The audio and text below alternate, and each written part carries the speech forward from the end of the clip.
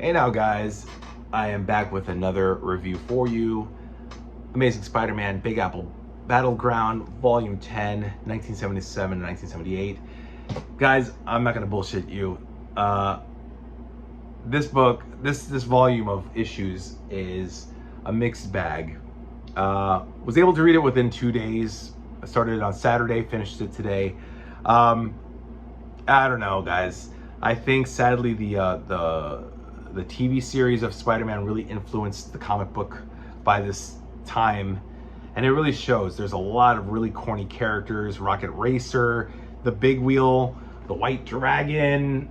You know, I don't know, guys. Look, and they even tout it in the comic book. Marvel's TV sensation, Spider-Man. This was a pretty interesting issue. This is the very last one, 185, where Spider-Man, it's his graduation, but he doesn't graduate. But yeah, it's what you'd expect. Spider-Man fights Dr. Faustus at one point, really early on, like 169, issue 169, 170. Dr. Faustus is usually a Captain America villain, but for some reason he crossed over into Spider-Man.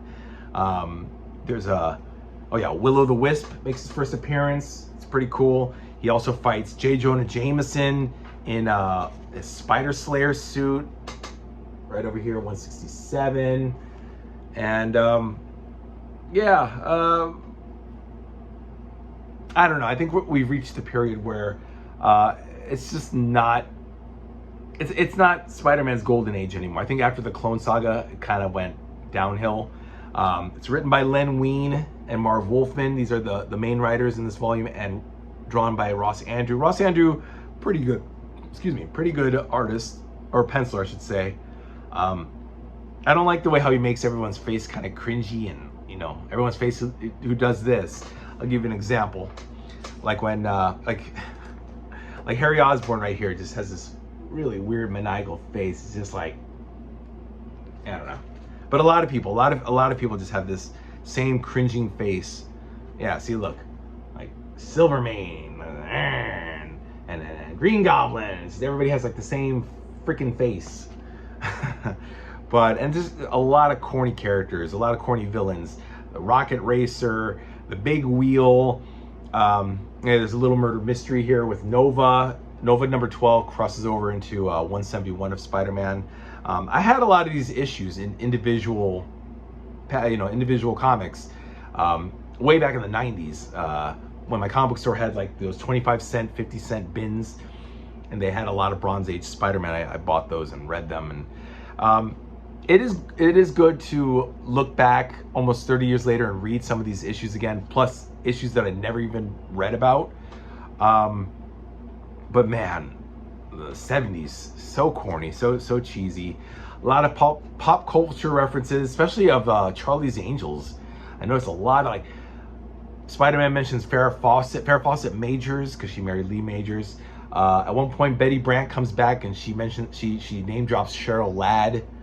So yeah, a lot of references to Charlie's Angels, which was a very popular show. I think at one point, Spidey mentions Kojak.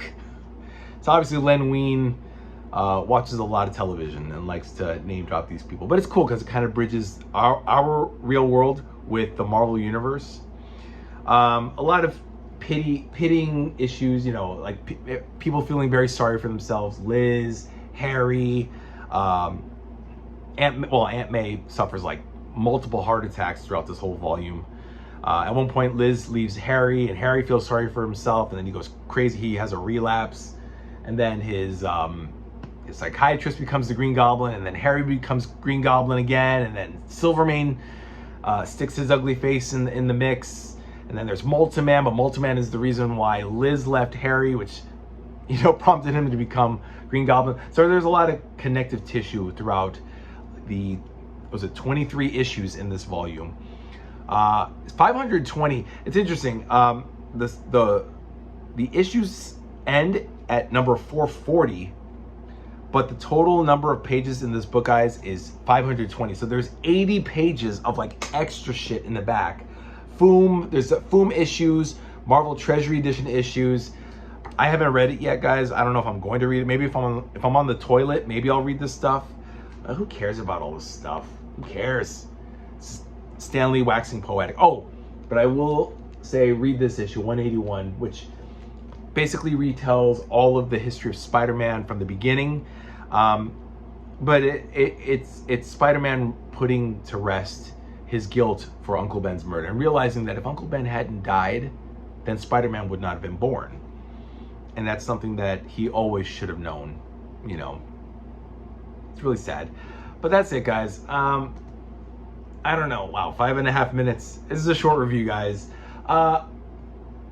Yeah, it's good. Not great. Not great material. I think from here on in, we're just going to be riding the wave until Roger Stern takes over. When Roger Stern takes over for Spider-Man, that's when it gets good.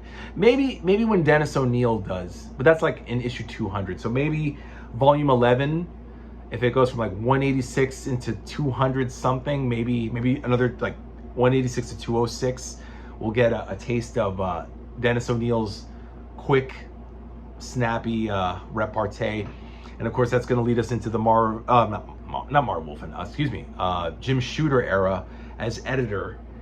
And we all know how that turned out, for better or for worse. But that's it, guys. Let me know what you think in the comments, guys. Get it. You know, it's Spider-Man. It's good for your collection. It's fun to read. Spider-Man, this is 185. He doesn't graduate from college, even though it tells you that it's his graduation.